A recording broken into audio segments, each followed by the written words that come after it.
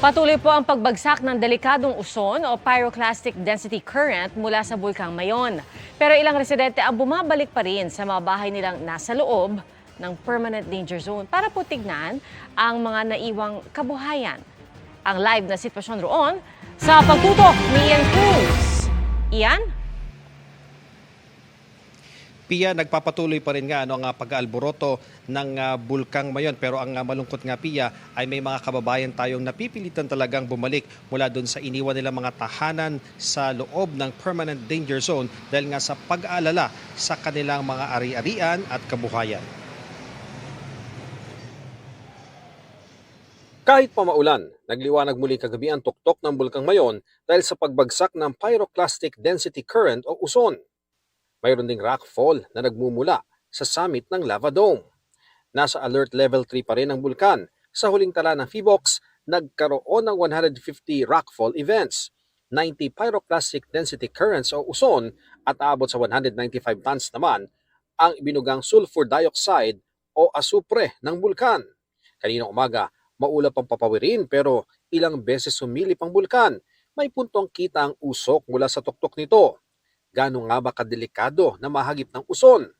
Ang survivor ng 1993 eruption na si Mang Marcelo, sinabing halos walang puwang na makaligtas kapag nahagip ng uson, gaya ng sinapit ng mahigit 70 nasawi noong 1993 eruption.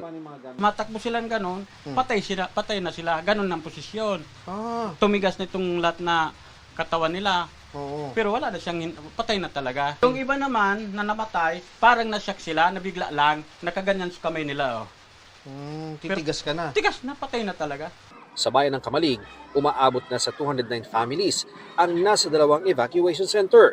Si Lolo Jose, veterano ng araw, maituturing sa napakaraming beses na lumikas dahil sa pag-aalboroto ng Bulkang Mayon. Alam namin na dapat, delikado. Delikado kami yung mamatay dyan. Sa barangay Kirangay, binalikan ng ilang residente ang kanilang bahay na pasok sa 6-kilometer permanent danger zone. Dahil sa Bikbo, pinapakain ko lang. Mamaya pagpakain ko, balik naman doon sa evacuation. Tuloy din ang aktibidad sa construction ng isang flood control project sa gilid ng PDZ. Aminado ang ilang obrero, may pangamba habang sila ay nagtatrabaho. Sa katabing barangay ng Anuling, magkatuwang naman ang mga sundalo ng 31st Infantry Battalion ng Philippine Army at Albay Provincial Mobile Force sa pagsuyod ng 6-kilometer permanent danger zone. Binigyan din ang mga residente ng Pulyetos na may mga paalala ukol sa banta ng bulkan.